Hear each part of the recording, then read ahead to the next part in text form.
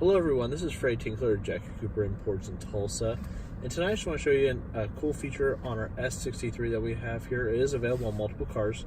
What this is part of our assistance or driver assistance package on the car. What I want to show you guys is they have multiple options available with this, but one of the things that comes with our cruise control system is a traffic sign assist. What this actually does is if you are driving on the highway and you have your cruise control on, pardon me, you can actually set, if you are driving, you can have it read speed limit signs for you, and if it reads your speed limit signs, so you're on the highway going 75 and it jumps down to 65 for a construction zone or anything like that, it will drop the car speed down for you automatically. This is a nice feature included with the cruise control system on this package. You can turn that off if you don't want it to do that, but you can always leave it on as well. It does also just show you the speed if you just want to see what the speed limit is, just so it keeps you aware.